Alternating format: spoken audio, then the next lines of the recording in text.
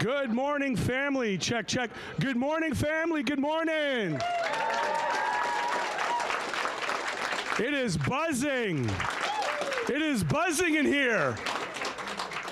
I just want to take this moment and just introduce myself. My name is Matthew Green, and I am here with an incredible NDP caucus. Now, we couldn't have all of us out because the House is still sitting, and in this very moment, we are still in the House fighting the shenanigans of the Liberals and Conservatives trying to deliver so we can deliver for working class Canadians from coast to coast to coast. That's right.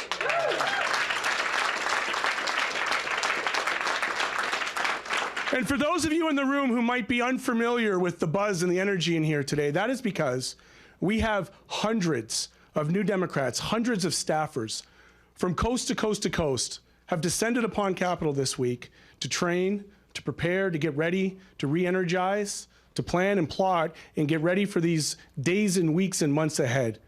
They're here because, like all New Democrats, they understand the conditions, the struggles that people are facing day-to-day lives. They are literally on the front lines of a collapsing economy, of a Liberal government that simply is MIA when it comes to delivering for working class Canadians, and worse, a Conservative opposition who is intent on burning the House down, holding the lighter, while simultaneously saying this country is broken. New Democrats know that it's not broken. New Democrats know that we have the ability within our caucus in these next days, weeks, and months to fight back against that and to deliver in the last seconds of this dying Liberal government for Canadians. That's what we're here today to do. That's why, you know, when workers have their backs against the walls and they're on picket lines, you got Pierre Poilievre, who wants to cosplay as a working class hero, an absolute fake, phony, and fraud. Not once will you see him or any of his Conservatives on a picket line actually fighting for workers so that they can feed their families and pay their bills.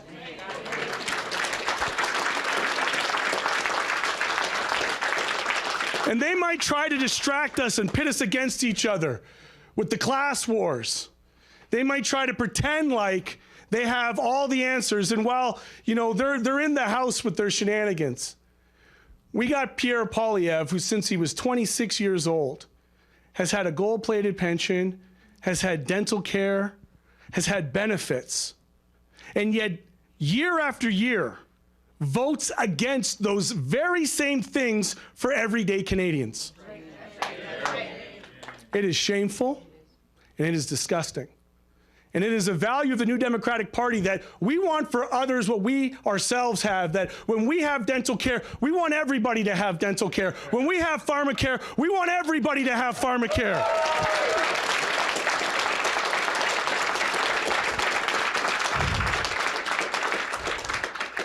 And unlike the Liberals, we don't put the value of humans and everyday people on their employment. We believe that if you worked your whole life and you're a senior, that you deserve to have dignity in your retirement. We believe that if you are disabled, whether it's from work or what have you, that you deserve to have the supports you need. And yet time and time again, both Liberals and Conservatives have teamed up against some of the most marginalized people in this country to ensure that they block our efforts to bring them more money so that they can, you know, just get by at the end of the month. And that's what we just saw in the House. We saw a very cynical Liberal government put forward what I think on the back of a paper napkin, you know, this plan that excluded seniors, students, people with disabilities from being able to get just a little bit of money, you know, to help them get by. And they acted like it was a done deal. You know, we've been here fighting to remove GST on essentials, and yet this Liberal government just wanted to have it as a bit of a holiday over a couple months. We wanted to see that be permanent. But we know that times are tough, and so we will deliver over these next 2 months. And it is because of the leadership of Jagmeet Singh and our incredible caucus, who day in and day out fight for working class Canadians. It is because of that we drew that line in the sand and we said, no, that $250 needs to go to everybody who needs it in this country and not just a select few in some means-tested process that the Liberals have cooked up.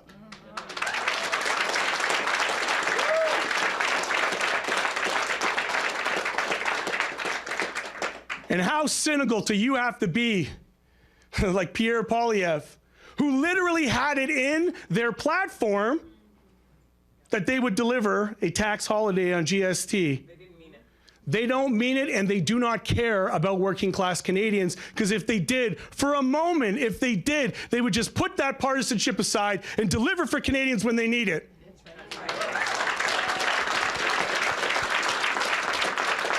You know, Poilievre's politics, it demands a few things. It demands fear and uncertainty in the economy. It demands anger and outrage. What it doesn't offer is solutions. So what we're here for today is to talk a little bit about that, to talk about the compelling vision for the future of this country. And with that, it is my honor and privilege to introduce to you today Jagmeet Singh, the leader of the New Democratic Party of Canada.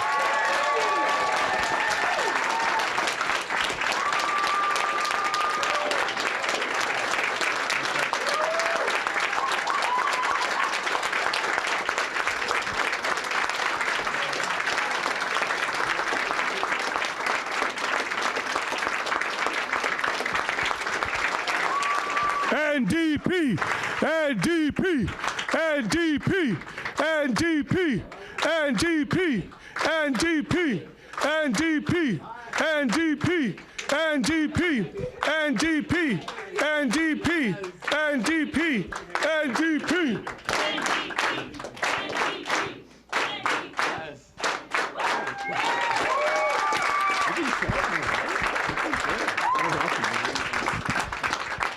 Hi, y'all. Hi. Good to see you. How's everyone doing? Yes. Check, check, check. Mic's okay? Yeah, we're good. So first of all, I got to thank a lot of folks. You're seeing in this room a lot of staff from around the country. These are the folks that are working so hard to take care of people in constituency offices.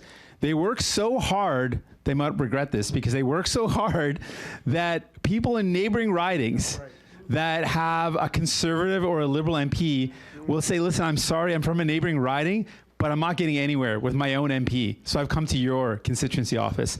That, and y'all nodding because you know how true this is. Can I just tell you, that never happens for Conservative or Liberal offices. They never have neighboring ridings say, oh, I wasn't getting a New Democrat to help me out, so I had to come to yours. That never happens. We receive the folks because, one, we care, but we fight hard, and it's because of the folks in this room. So I just want to give yourselves a round of applause, all the incredible staff.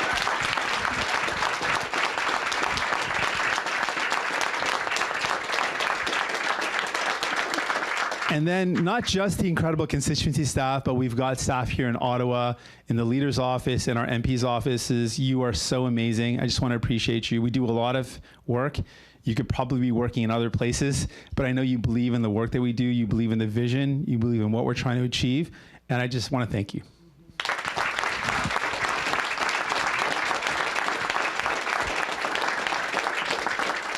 And then I guess I got these MPs behind me here.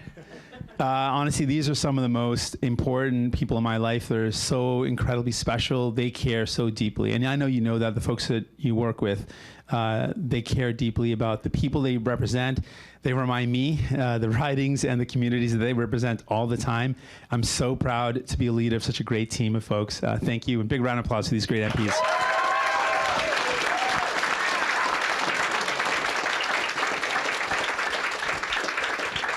And then in the room as well, we have some allies and friends that support us. We have some labor leaders. And just so you know, our movement is built on the power of people, on the power of the working class. And we couldn't do the work that we do, not just without our incredible team, our staff, our MPs, but also our allies and our friends. You do so much for the country, for our movement, and I just want to give you a round of applause as well.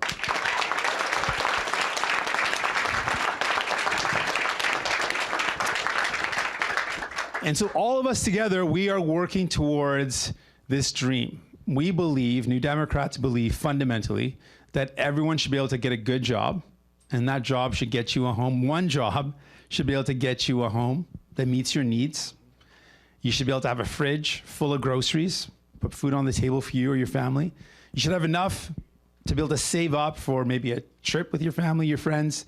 You should be able to buy those special treats. You should be able to save for a rainy day. Your healthcare should be there for you when you need it. You shouldn't have to worry about putting it on your credit card, how much it's going to cost. It shouldn't take forever to get it. That's the dream. We believe that we should be able to achieve that. We believe that that's something that everyone deserves. But I know you're seeing this in your communities, that that's not how people feel right now. It doesn't feel like that. It actually seems like a distant hope. This thing that should be a reality for people doesn't feel real at all. And I want to tell you how I feel about that on a personal note. I can think about when I was 20 and I had to take my kid brother to come live with me, and how that struggle felt and compare it to today. So I was 20 at the time, and my dad, who's an incredible person, he's doing really well right now, but when I was younger, was struggling with an illness. He had an addiction that meant that the home wasn't always a safe place. So because of that, my kid brother had to come live with me. So imagine I'm a 20-year-old taking care of a 15-year-old. Anyone ever had to take care of a teenager before? Those boys can eat. Oh, you're taking, yeah, they can eat. So I'm cooking food for the first time. I'm not the best cook, I'll be honest. My brother was definitely putting up with a bad cook in the beginning. But so I'm cooking food for him. I remember he ate the meal and he's like, "What's for dinner?" And I paused for a moment. I thought that was dinner actually. So then I called up my mom and said, "Can you give me another recipe? I'm just learning this cooking thing." And so we got through it. But then I got a call from my mom when things took a turn for the worse. And she said, "Dad's in a really bad way and we can't send any money to help you." And any eldest siblings out there? You're the eldest, yeah? I feel like everyone just put their hand up. Thank you for being so supportive. If you're the eldest, you know if your parents are stressing, especially your mom's stressing, you got to be like, "No, I got this. Don't worry, Mom. No problem." So I was like, Mom, I got this. You take care of Dad.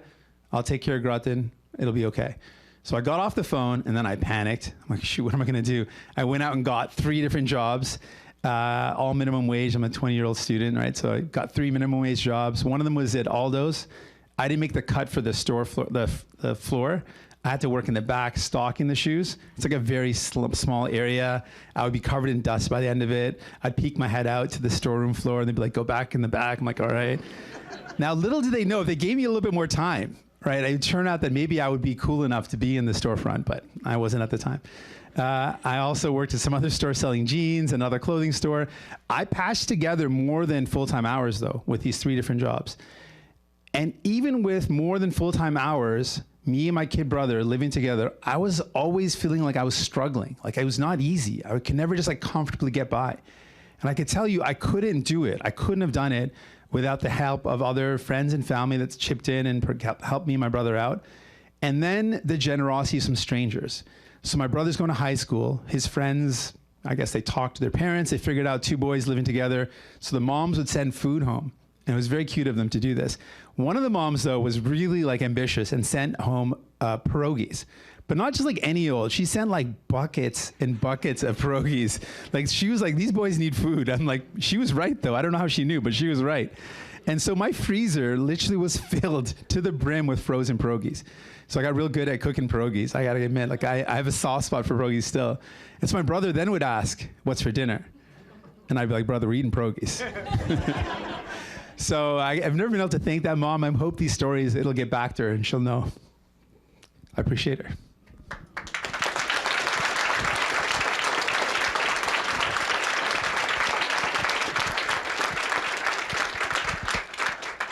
But I got to tell you, if things were as expensive as they are today, like the cost of living, the cost of rent, the cost of groceries were expensive as they are today back when I was doing this, I couldn't have done it, period. Wouldn't have been able to make it through. And that's how people feel right now. They're doing everything right. They're working hard. They said, "Okay, if you work hard, you'll get by." They're working hard. They are doing everything they're supposed to do, and they just can't get by. And I want folks to know it's not their fault. They've been let down by the government. Justin Trudeau and the Liberals have overseen over the past 9 years, the cost of food has doubled, the cost of groceries has doubled, the cost of rent has doubled, the cost of housing has doubled. They have neglected working people. And what they've done is they've constantly sided with the big bosses over workers. We've seen that again and again. The rail workers were on strike. They sided with the rail bosses. The port workers were on strike. They sided with the port workers. So not only did they neglect people and ignore their struggles, they also chose actively the big bosses over the working people. So they've let down people. And what about Pierre Poilievre and the Conservatives? Well, what King Cut wants to do, Pierre Poilievre is King Cut, feel free to use that. King Cut wants to cut the things that people need. He's gonna make life even worse. He's gonna take things from bad to worse. You know, he cuts childcare, as he plans to do, as he wants to do. That means $8,000 a year more expensive for families. That's an $8,000 a year at least cost for families. He wants to cut the Canada Child Benefit. That's as much as $600 a month for families. He wants to cut the things he wants to cut pensions for seniors. I know you know how seniors are barely getting by right now. Imagine how they're gonna suffer with pensions being cut, right? He wants to cut healthcare at a time when people can't afford or can't get a family doctor, have to wait so long to get the care they need. He wants to cut healthcare, make it even worse. So King Cut's gonna make things worse for people. And he is also no friend to working people. Let's be really clear. He has made it his career, and he's got a long career as a career politician. He's made it his career to fight against workers. He's fought against unions to make it harder to fight for fair wages. He's made it harder for unions to do their work. He's fought against workers. He's voted against minimum wage. He's ordered workers back to work, undermining the right to strike. He has done this again and again and again. He has shown us that he is no friend to working people. And there's another way that he's shown us that he's not a friend to working people. You know who your friend is when you're in a fight. You know, that's when you really know. If someone's, you're squaring up and you look to your side and you see who's standing with you and who's not. Well, we saw some fights this year. We saw the rail workers in a fight. We saw the port workers in a fight. Where's Pierre Poilievre? I didn't hear a squeak out of that guy. He didn't show up. Right now, the postal workers are in a fight. You're never gonna see Pierre Poilievre or any conservative standing in the picket lines with working people. But anytime there's a fight, and you've got the bosses on one side, and you got the workers on another, New Democrats will always be on the side of working people. Always.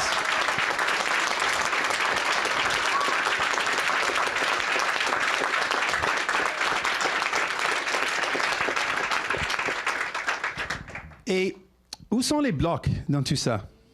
Où sont les blocs? Bonne question. Les blocs. Les blocs ont montré qu'ils sont, honnêtement, ils sont une partie symbolique et son député sont inutiles. Honnêtement. Parce qu'on a eu 2 gouvernements minoritaires, 2019 et 2021. Dans ces 2 gouvernements minoritaires, les blocs et Yves-François Blanchet ont livré rien pour les gens. Rien pour les Québécois et Québécoises. Honnêtement, ils ont livré rien.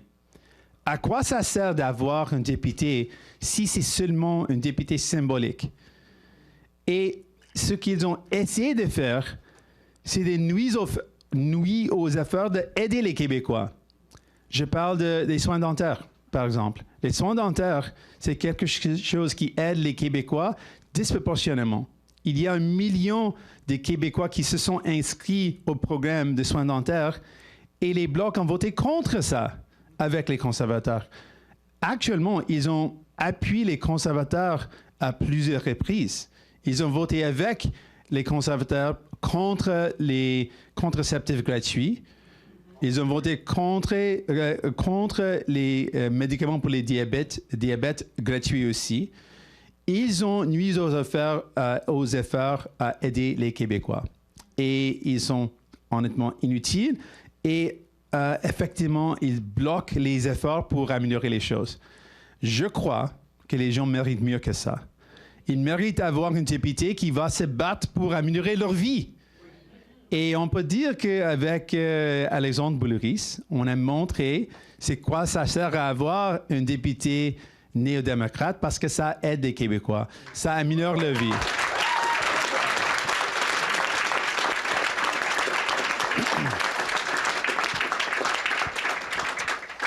Donc, on a besoin maintenant d'aider les gens. Donc, ça, c'est pourquoi on a proposé un autre plan pour donner un peu un coup de main aux gens tout de suite.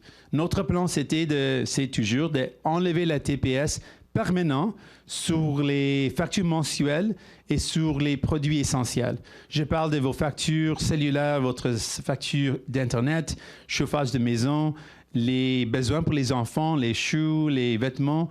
Donc ça, c'est quelque chose qui donne un coup de main aux gens, aux familles, tout de suite.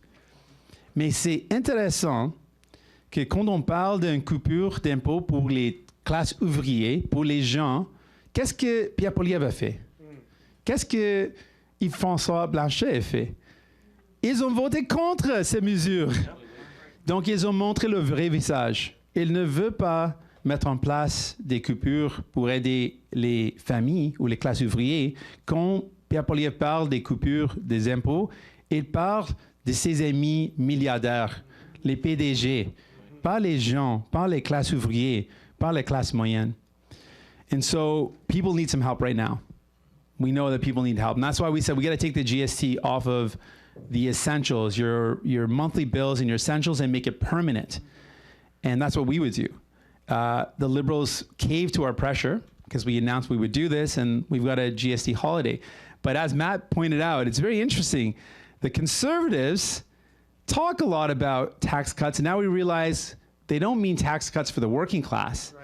They mean tax cuts for the billionaires and the CEOs and the rich corporate buddies. They actually don't want to make life easier for the working class. And they've shown us now clear evidence of it.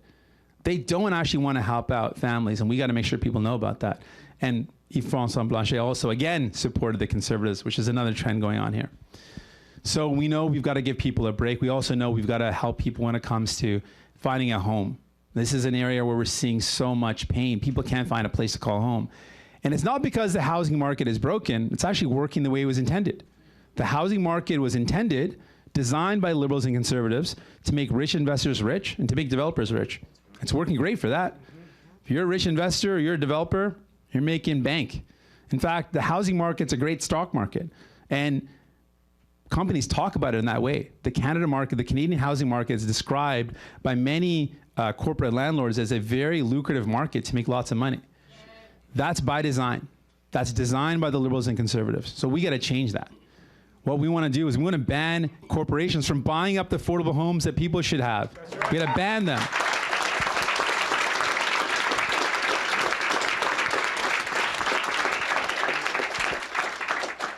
And I also want to point out that, you know, another example of where Pierre Poilievre stands, he wants to cut the Housing Accelerator Fund, a fund that his own Conservative MPs actually applied for because they know it's actually helping their communities.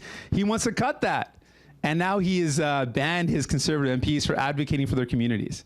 Like, this is a guy that goes against his own elected officials that are representing the constituents. He's opposing them getting things done for their people out of petty partisan politics. That's who he is.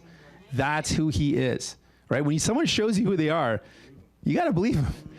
That's who he is. So we got to keep the homes that we have that are affordable, and we got to build. And the market's not going to solve this on its own, right? That's the Conservative and the Liberal solution here. Oh, the market will fix it out. No, it won't. The market's going to build you market housing. Market housing is way out of reach for working class people. So we got to build homes that people can afford. We need not-for-profit housing. We need cooperative housing, right? We need housing for people. That's right. And I want to talk about the care economy. We know now 1 in every 5 Canadian is involved in the care of someone that we love, our kids, our seniors, or people that are ill. And that care economy right now, that care economy is one where people working in it are not actually being respected. We need to make sure that every job, period, is a good job, particularly in the care economy. Because we know that when the conditions of work are good, the conditions of care are good, that they're directly connected.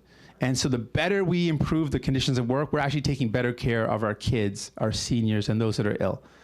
And our healthcare system right now is in a bind. It's in a tough spot. And the major issue is we don't have enough healthcare workers. So we got to respect the ones we do have. We got to retain them.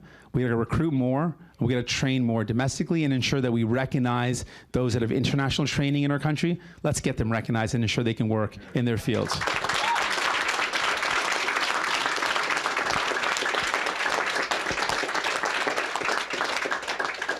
So there's a lot of stuff we got to do. And so It brings me to what we're up against now. We have lots of great solutions for people. We got a lot of things that we can do to make people's lives better. And so we got to talk about what we're up against right now. And I want to tell you who we are as a party. I want you to know this because I need you to get out there and spread the word for me. We are the party of the working class, right? We are the party of the working class, straight up.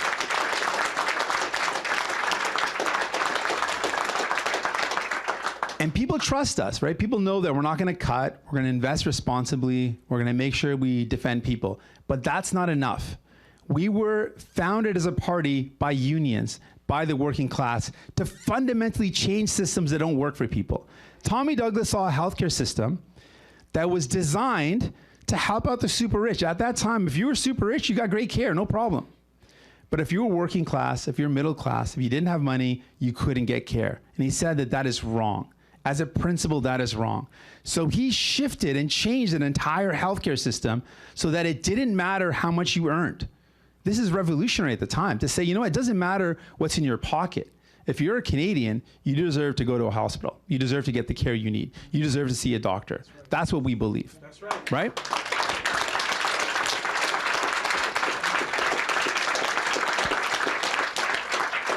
We were founded not to defend the status quo, but to change it, to make sure it works for people. That's what we were designed for.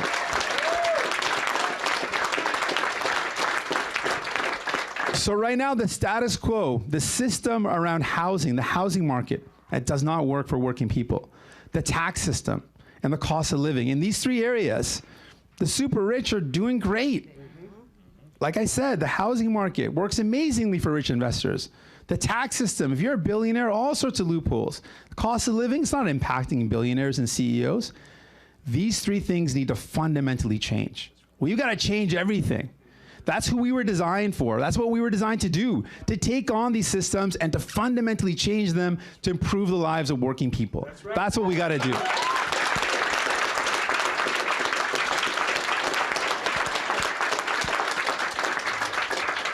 So I need you to be loud and proud, to get out there and let people know that we are going to fight for you and we are going to fight to win. Because we need to fight to win. People need us to win. Right? They need us to win.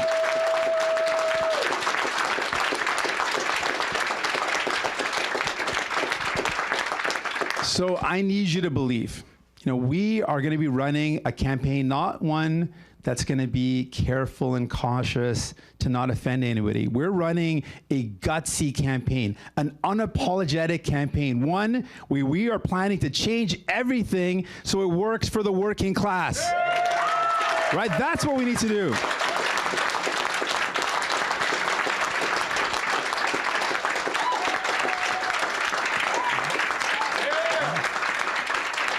So we need you to get out there and spread the word. Let people know that that's what we're going to do. We're going to change everything. I know we've got a big mountain to climb. Let me not ignore the big challenge in front of us. I see the Conservatives are way ahead of us. I know that's a big challenge. But I want you to know something. You know, Jack Layton said this again and again. He said, don't let them tell you it can't be done. Right? Don't let them tell you it can't be done. Right? If we are together, anything is possible. For anyone out there, if you reject conservative cuts, I need you. If you want to build a brighter future where we take better care of each other, I need you. If you think that we can actually change these things and make sure that our housing market, our healthcare system, our tax system work for the working class, I need you. That's right. I need you all. And I want you to know this. It's impossible until it isn't. Right? It can't be done until someone actually does it. If we are together, if we come together, if we fight together, we can win. If we fight, we can win. I want you to believe that. If we fight, we can win, and people need us to win. So let's win for the people. It's the people's time. No more billionaires and CEOs. It's the people's time. Let's go. Thank you. Thank you.